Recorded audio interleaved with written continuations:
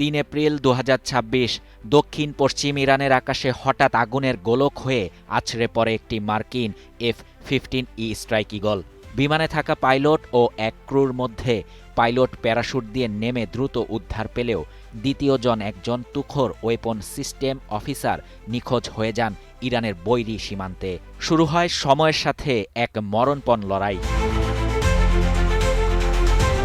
আইআরজিসির শত শত সেনা পাহাড়ে পাহাড়ে চিরুনি তল্লাশি শুরু করে, কিন্তু মার্কিন ওই ক্রু অত্যন্ত কৌশলে দক্ষিণ ইরানের কোহগিলুয়ে ও বোয়ের আহমদ প্রদেশের খাড়া ৭,০০০ ফুট উচ্চতার দুর্গম পাহাড় আর গুহার আড়ালে আত্মগোপন করে। তার সাথে থাকা অত্যাধুনিক বিকন সিগন্যাল পাঠিয়ে জানিয়ে দিচ্ছিল নিজের অবস্থান, যা কেবল মার্কিন উদ্ধারকারী দলই ট্র্যাক করতে পারছিল।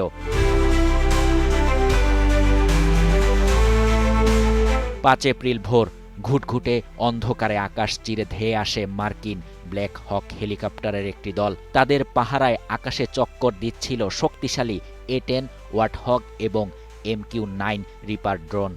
কমান্ডোরা দড়ি বেয়ে নিচে নামতেই শুরু হয় নরকগুলজার।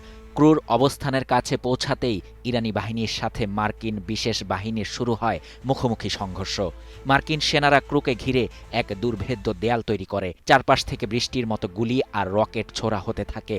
আকাশ থেকে মার্কিন ড্রোনগুলো ইরানি বাহিনীর ওপর নিখুঁত হামলা চালিয়ে কমান্ডোদের পালানোর পথ করে দেয়। গুলি বিনিময়ের মধ্যেই ক্রুকে হেলিকপ্টারে তোলা হয়। একটি হেলিকপ্টার ইরানি গুলিতে কিছুটা ক্ষতিগ্রস্ত হলেও সেটি আকাশেই ভারসাম্য ধরে রাখতে সক্ষম হয়। সব বাধা পেরিয়ে ভোরের আলো ফোটার আগেই উদ্ধারকারী দলটি ইরানের আকাশসীমা অতিক্রম করে নিরাপদ ঘাঁটিতে পৌঁছে যায়। বর্তমানে সেই ক্রু সম্পূর্ণ নিরাপদ ও সুস্থ আছেন।